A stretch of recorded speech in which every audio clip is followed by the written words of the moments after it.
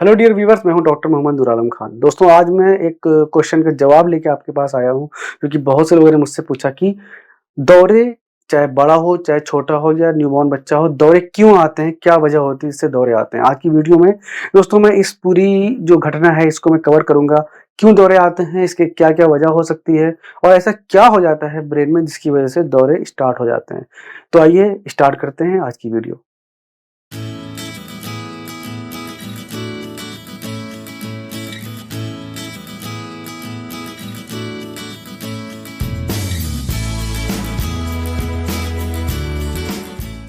तो दोस्तों, सबसे पहले थोड़ा सा अपना मूड को, इस कंसेप्ट को लेने के लिए तैयार करिए। मैं आपको कॉज बताऊंगा, वजह बताऊंगा, बट पहले आपको मैं कंसेप्ट बताऊंगा कि आखिर क्या होता है, ब्रेन में चेंज क्या होता है। तो जो भी अभी मैं जो मूवमेंट कर रहा हूँ, अपना हाथ हिला रहा हूँ, मैं आपसे बात कर रहा हूँ, मैं जो लिप का मूवमेंट करा रहा हूँ, हैंड का मूवमेंट, जितने भी ये मूवमेंट होते हैं ये कंट्रोल होता है हमारे ब्रेन से। हमारा दिमाग इसको कंट्रोल करता है। हमारा दिमाग इसको कोऑर्डिनेटेड वे में, मतलब अगर मुझे अपने हाथ को ऐसे आगे बढ़ाना है तो मेरी ये वाली मसल अपने हैंड को बाहर की तरफ फैलाएगी और फिंगर वाली जो मसल्स है इसको कॉन्टैक्ट करेंगी। ये सारा जो कोऑर्डिनेशन है वो ब्रेन से होता है, दिमाग से होता है। मतलब दिमाग, अब दिमाग तो यहाँ पर बैठा हुआ है और अब मसल यहाँ पर है, तो यहाँ से यहाँ तक कैसे कनेक्शन आया दोस्तों। इसके लिए आपको ये समझना होगा कि जो ब्रेन है, ब्रेन से बहुत सारे लंबे लंबे फाइबर्स निकलते हैं, जिसको न्यूरॉन्स बोलते हैं। वो यहाँ पर सिग्नल भेजती हैं। सिग्नल किस फॉर्म में आता है, जैसे वायर होता है, इलेक्ट्रिसिटी होती है, उसी टाइप का एक सिग्नल होता है जो कि ब्रेन में वहां पर इनिशिएट होता है, वहां पर शुरुआत होकर वो उस सिग्नल को हमारे हैंड तक, मूवमेंट तक, पैर तक, कहीं जहां भी हाथ पैर हिल रहे हैं या मसल कांटेक्ट कर रही है वहां तक वो सिग्नल भेजता है। अब ये जो ब्रेन है ऑर्गेनाइज वे में होता है, सारे जो केमिकल हैं, न्यूरोट्रांसमीटर्स है, वो ऑर्गेनाइज वे में निकलते हैं। अब कुछ वजह ऐसी ही होती हैं जिससे कि जो ब्रेन में सर्किट बना हुआ है, बहुत सारे तार आपस में और बिल्कुल उलझे हुए हैं एकदम, उस सर्किट में शॉर्ट सर्किट हो जाता है।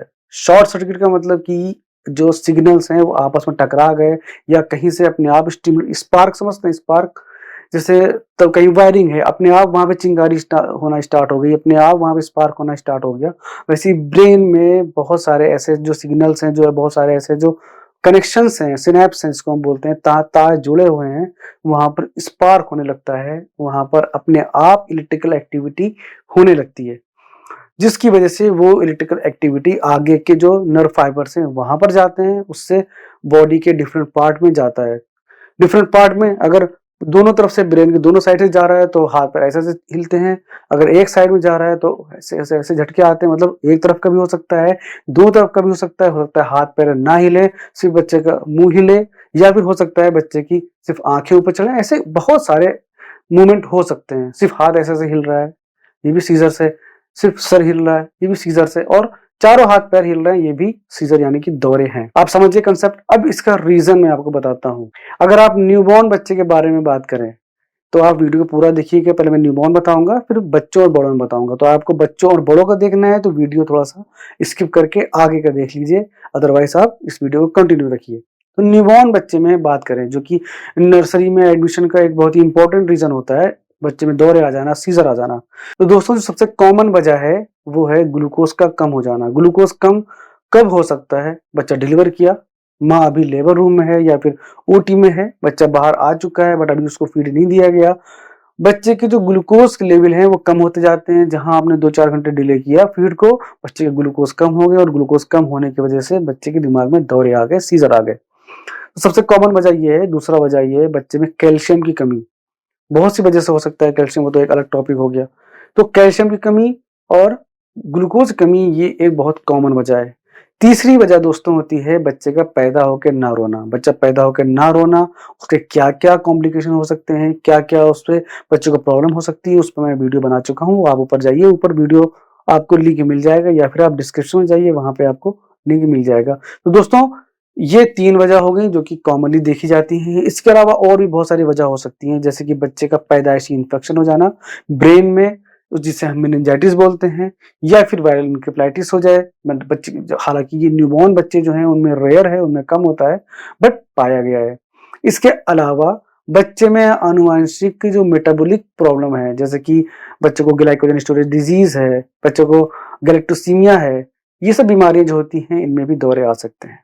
इसके अलावा एक बहुत वाइड रेंज होता है सिंड्रोम्स का। सिंड्रोम्स का मतलब आनुवंशिक बीमारियां। आनुवंशिक बीमारियों में आता है जैसे कि डाउन सिंड्रोम हो गया, जो कि बहुत ही कॉमन, सबसे कॉमन सिंड्रोम है। इसके अलावा डिजॉर्जी सिंड्रोम है। इसके अलावा पटाउ टर्नर सिंड्रोम, इन सब में भी सीजर हो सकता है। इन सब में भी पाया गया है सीजर। अब हम बात करेंगे, बच्चा थोड़ा बड़ा हो गया है, बड़े बच्चों में और एडल्ट में, इनमें क्या कॉज हो सकते हैं, क्या रीजन हो सकता है। तो दोस्तों सबसे जो कॉमन वजह है बच्चों में जो देखा जाता है वो फेब्राइल सीजर है। फेब्राइल सीजर का मतलब कि अच्छा ब्रेन है, ब्रेन हमारा काम कर रहा है, तापमान बहुत ज्यादा बढ़ गया, बॉडी का टेम्परेचर बढ़ गया और उस बढ़े हुए टेम्परेचर की वजह से दिमाग में शॉर्ट सर्किट स्टार्ट हो गया। कुछ लोगों का जो थ्रेशोल्ड होता है शॉर्ट सर्किट का, मतलब जो सिग्नल्स हैं उनकी डिस्टर्बेंस का जो थ्रेशोल्ड होता है टेम्परेचर का, वो ज्यादा होता है, मतलब फीवर बढ़ भी जाता है लेकिन दौरे नहीं आते। लेकिन कुछ बच्चों का कम होता है, तो कम होने की वजह से उनका जो टेम्परेचर है जैसे बढ़ता है, ब्रेन में शॉर्ट सर्किट स्टार्ट हो जाता है, बच्चों को दौरे आ जाते हैं। फेब्राइल सीजर दोस्तों एक अलग टॉपिक है, इसको मैं बाद में कवर करूंगा। इसमें आपको बस ध्यान ये रखना है कि फीवर बहुत ज्यादा बच्चे का तेज ना होने पाए। जैसे फीवर बच्चों को आता है या तो आप पैरासिटामोल दें या फिर कोल्ड स्पंजिंग करें, कुछ भी करके आपको बच्चे का तापमान तुरंत कम करना है, वरना उसको दौरे आ जाएंगे। बाकी डिटेल में आगे कवर करने की कोशिश करूंगा अगली वीडियो में। और दोस्तों फिर अगली जो वजह है वो है ब्रेन में इन्फेक्शन। मेनिंजाइटिस यानी कि दिमाग में जो बैक्टीरियल इन्फेक्शन वो हो जाए, किसी भी तरह का हो सकता है। मेनिंजाइटिस मतलब बैक्टीरियल इन्फेक्शन और इंसेफेलाइटिस मतलब वायरल इन्फेक्शन। इसके अलावा दिमाग की टीबी हो सकती है जिसमें ये हो सकता है। बाकी इसके अलावा बहुत सारी ऐसी डिजीज होती हैं जिसमें जो बॉडी की सेल हैं, बॉडी की जो कोशिकाएं हैं, वो जो ब्रेन की कोशिकाएं हैं उसको बाहरी कोशिका मानने लगता है और उसको नष्ट करने लगता है। इसको हम ऑटो इम्यून इनकेफेलाइटिस बोलते हैं। इसमें भी दौरे आ सकते हैं। कुछ लोगों दोस्तों आपने देखा होगा कि कोई भी चीज उनकी नहीं मिली, एमआरआई नॉर्मल आ गया, ईजी नॉर्मल आ गया, सब कुछ ठीक है, फिर भी उनको रह रह के दौरे आते रहते हैं।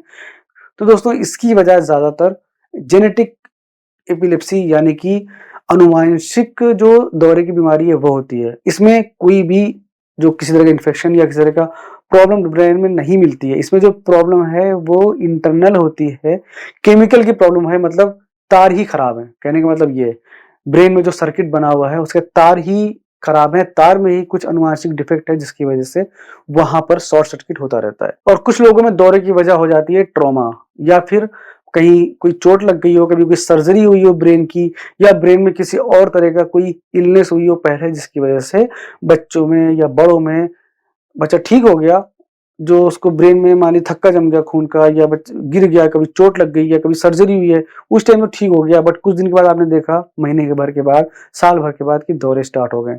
तो उनके सीक्वल में भी ये चीज देखी जाती है कि सीजर आते हैं। इसके अलावा मेटाबॉलिक कॉज जो कि मैंने पहले बताया था, जैसे ग्लूकोज की कमी या फिर कैल्शियम की कमी या मैग्नीशियम की कमी, ये सब जो कॉज हैं वो बड़ों भी देखे जाते हैं, उनमें भी इन कमी से दौरे आ सकते हैं। अब दौरे का जो क्या मैनेजमेंट है, उसका जो ट्रीटमेंट है दोस्तों, ये आप अपने डॉक्टर पे छोड़ दिए, डॉक्टर के पास लेके जाइए, उसको दिखाइए। वो दौरे का टाइप देखेगा, क्यों आ रहा है वो देखेगा, उसके बाद उसी हिसाब से वो ट्रीटमेंट करेगा। आपको बस ये ध्यान ये रखना है कि दौरे कभी भी हो तो आपको जूते चप्पल नहीं सुंघाना है, उसको आपको मारना पीटना नहीं है, हिलाना नहीं है जोर से। आप जितना हिलाएंगे जो शॉर्ट सर्किट है वो उतना ज्यादा बढ़ेगा। आप उसे आराम से लिटा दिए, बस सीधा मत लिटाएं, आप उसे करवट करके लिटाएं, ताकि जो भी अगर कुछ उल्टी होती है, वॉमिटिंग होता है, तो फेफड़े में ना जाए बल्कि बाहर निकल जाए। तो आपको करना यह है कि चुपचाप आराम से कहीं पर शांत जगह पे उसको लेटल करके लिटा दिए, दौरे बंद होने का इंतजार करिए, ना पानी डालिए, ना जूते सुंघाइए, कोई भी इस तरह की हरकत आपको नहीं करनी है। इससे दौरा नहीं रुकता है। ज्यादातर दौरे होते हैं, बिनाइन जो दौरे होते हैं वो अपने आप 5 मिनट तक रुक जाते हैं। अगर 5 मिनट में दौरा रुक जाता है तो फिर ये बिनाइन टाइप का होता है। इसमें बहुत ज्यादा आपको घबराने की बात नहीं होती है, बस आपको अपने डॉक्टर को दिखाना है, वो आप वर्कअप कराएगा, चेकअप कराएगा। 5 मिनट से ज्यादा दौरा होता है तो आपको तुरंत हॉस्पिटल लेके भागना है। तो फ्रेंड्स आपको हो सकता है कि थोड़ा बहुत कंसेप्ट क्लियर हो गया हो इसका। अगर हो गया तो वीडियो लाइक कर लीजिए और शेयर करिए जिसको भी इस तरह की प्रॉब्लम है या जो इस तरह की चीजें जानना चाहते हैं। दोस्तों अपना प्यार हमारे चैनल पे ऐसे बना रखिए, देखते रहिए हेल्दी चाइल्ड। Thank you.